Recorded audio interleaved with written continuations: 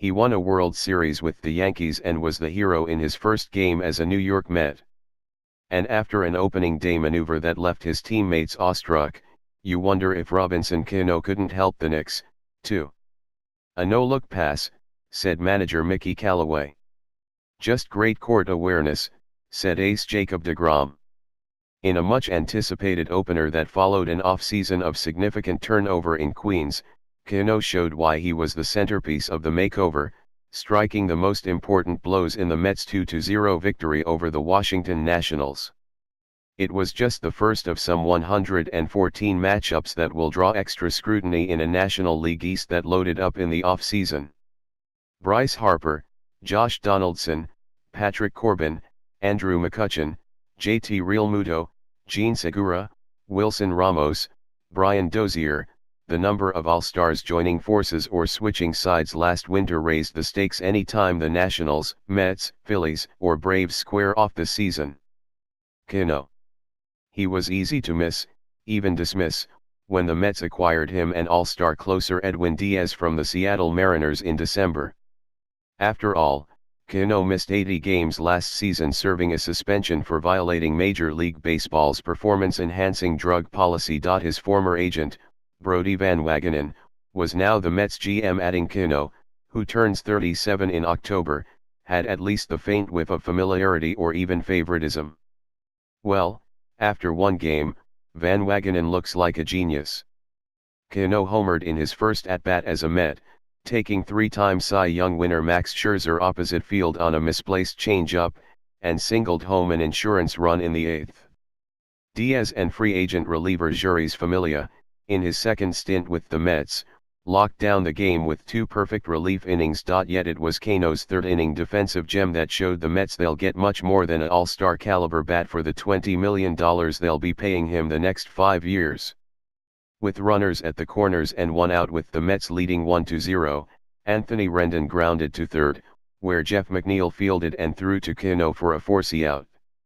Victor Robles, the Nationals' wildly talented but callow 21-year-old rookie, hesitated before breaking for home.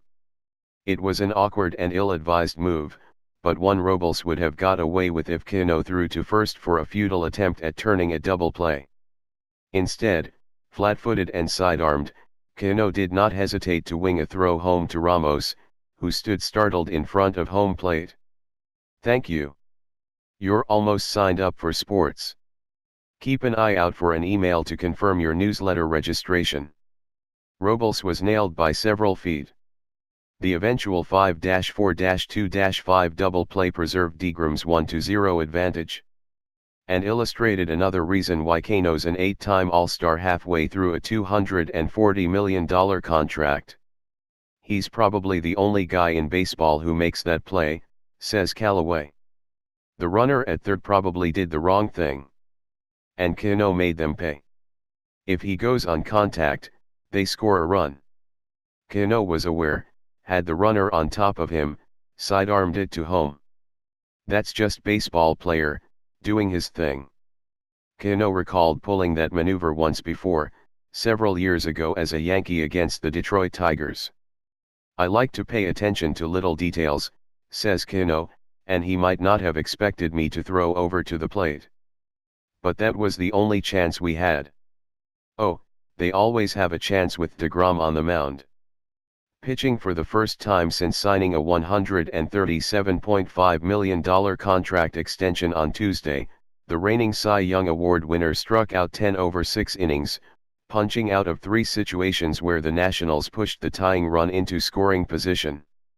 The last of those came in the 6th, when deGrom enticed 20-year-old Juan Soto to flail at a full-count changeup with the tying run on third. It was a pitch deGrom struggled with early in the game on a day he copped to nerves in his first opening day start. Ramos made sure he stuck with it.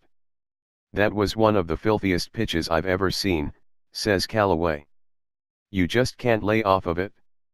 It drops a foot, and it looks like a strike until the last second, when it falls off the table. Just an unbelievably executed pitch in a big situation, against a great hitter."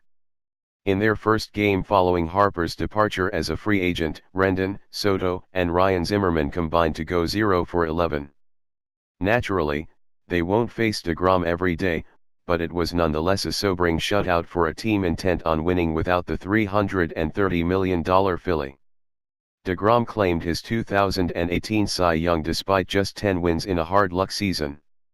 Now, he's made 30 consecutive starts of 3 runs or fewer, the longest streak in Major League history, snapping a tie with Jake Arrieta. It was also his 25th consecutive quality start, trailing only Bob Gibson's 26. On the nights DeGrom doesn't pitch, the Mets will have Cano, who showed Thursday he'll bring far more than his 312 career home runs to the park. It shows the rest of the team not only how to play the game, but what winning is all about, says Callaway.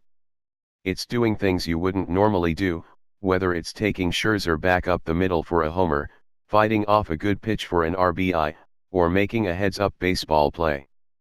That's what it takes to win. He's an impactful baseball guy who brings knowledge to everything he does. He makes us a much, much better team.